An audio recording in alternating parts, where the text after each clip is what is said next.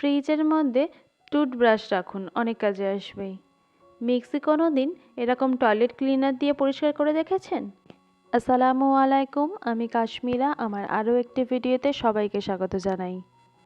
প্রতিদিনের মতো আজকেও কিছু টিপস নিয়ে চলে এসেছি যা আপনাদের অনেক কাজে আসবে। ঘরোয়া জোগাড়ে পয়সা না খরচা করে কিভাবে আপনাদের কাজটা অনেক তাড়াতাড়ি মিটিয়ে ফেলতে পারবেন, চলুন দেখে নিই আজকের প্রথম টিপস। বন্ধুরা, এখনকার আধুনিক বাচ্চারা কিন্তু ফোন দেখতে অনেক পছন্দ করে। আমরা যতই বারণ করি না কেন, ফোন তো তাদের চাই। যতটা পারা যায় ফোন এড়িয়ে চলাই ভালো। তো বেশি ক্ষেত্রে বাচ্চারা দেখবেন একদম সামনে থেকে ফোন দেখে, তো সেটা কিন্তু চোখের অনেক বেশি ক্ষতি করে। তো সেটা থেকে বাঁচতে কিন্তু বন্ধুরা এরকম একটি চার্জার দিয়ে আপনারা খুব সুন্দর স্ট্যান্ড করে নিতে পারবেন। আর দূর থেকেও কিন্তু বাচ্চারা অনেক ভিডিও দেখতে পারবে, আর সেটা কিন্তু স্ট্যান্ড ছাড়াই আপনাদের কাজ মিটে যাবে। এই দেখেন, এখানে আমি স্ট্যান্ড তৈরি করেছি। একটি পুরানো চার্জার অথবা নতুন চার্জার দিয়েও করতে পারেন। তো আমি যে তারটি আছে পিছন থেকে তারটি খুলে নিয়ে এইভাবে করে দিয়ে দিয়েছি। দেখেন কত সুন্দর অ্যাজ এ স্ট্যান্ড আপনারা ব্যবহার করতে পারবেন।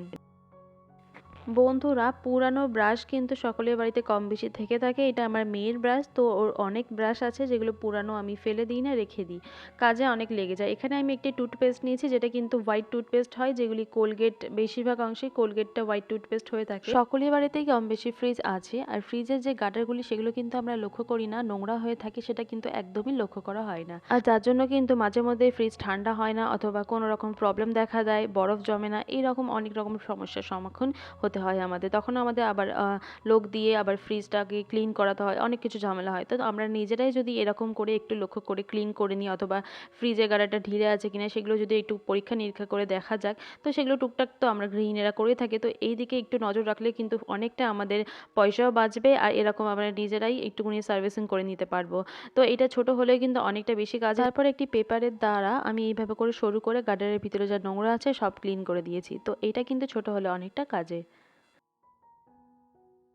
বন্ধুরা, মিক্সির যে গ্রাইন্ডারগুলো সেগুলো কিন্তু ভিতরে এরকম মশলা ঢুকে এরকম নোংরা হয়ে যায়, যেটা কিন্তু ক্লিন করতে অনেক সমস্যা হয়। বিশেষ করে যখন দেখবেন অনেক পুরানো মিক্সি গ্রাইন্ডারগুলো, সেগুলো কিন্তু অনেক নোংরা হয়ে থাকে, যেগুলি কিন্তু বছরের পর আমরা পরিষ্কার না করে নোংরা হয়ে থাকে, সেটা পরিষ্কার করতে অনেক কষ্ট হয়। স্কচ ব্রাইট দিয়ে ঘষতে হয়, অথবা ইলেকট্রিক যেই জিনিসগুলি এগুলি তো সাবান দিয়ে তো ঘষে তোলা যায় না, অথবা পানি দিয়ে ঘষে তোলা যায় না। তার জন্য কিন্তু একটু উপায় নিয়ে এসেছি বন্ধুরা। প্রথমে আমি বলে দিই, হাত থেকে ভালো করে আমি প্লাস্টিক দিয়ে কভার করে নিয়েছি, এটা গার্ডার দিয়ে ভালো করে মুড়ে নিয়েছি। আর এখানে নিয়েছি পেপার কুচি, একটি কন্টেনারের মধ্যে পেপার কুচি নিয়েছি, যেটা আমার কন্টেনারটা লাগে না সেই এরকম একটি বাদ দেওয়া কন্টেনার নিয়েছি।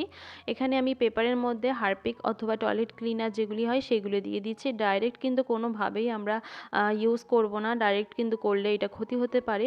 তো এখানে নিয়ে নিচ্ছি ভিনিগার, যেটা আমরা চাইনিজের চাউমিনের ক্ষেত্রে আমরা ব্যবহার করে থাকি। তো এই ভিনিগারটা নিয়েছি, সাদা ভিনেগার 1 টিস্পুন মতন ভিনেগার নিয়েছি, নিয়ে হাত দিয়ে ভালো করে মেখে নিচ্ছি। বন্ধুরা, হাত দিয়ে অবশ্যই আপনারা এরকম হ্যান্ড গ্লাভস অথবা এরকম প্লাস্টিক দিয়ে কিন্তু হাতটাকে ভালো মতন কভার করে নেবে, হাতের স্কিনে ক্ষতি হতে পারে। তো এরকম দেখেন পেপারটা বেশ ভিজে গিয়েছে। এরপর আমি এইভাবে করে সাইডে সাইডে করে দিয়ে দিচ্ছি, এতে করে কিন্তু অনেকটা অ্যাবজর্ব হবে। দেখো ভিতরে যেই পেপারের মধ্যে হারপিকটা রয়ে গিয়েছে সেটা কিন্তু বেশ 40 মিনিটের মতো আমি এরকম করে রেখে দেবো।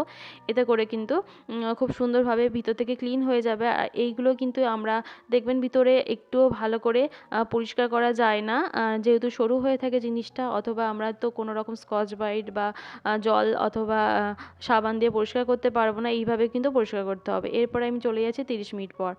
এই দেখেন এখন চলে এসেছি, আর ভিতরে ভিতরে যে খাঁজগুলি আছে সেগুলোও কিন্তু আমি পরিষ্কার করে ফেলছি। যেহেতু জল লাগানো যাবে না সেক্ষেত্রে কিন্তু আমি শুকনোভাবেই পরিষ্কার করার যতটা পারছি চেষ্টা করছি।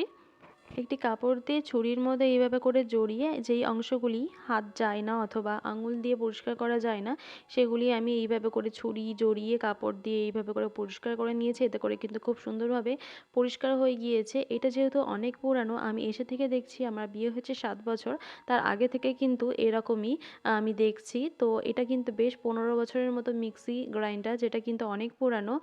যতটা পেরেছি আমি পরিষ্কার করেছি, যদিও এটা একদমই অসম্ভব ছিল, একদম পরিষ্কার করা সম্ভবই ছিল না।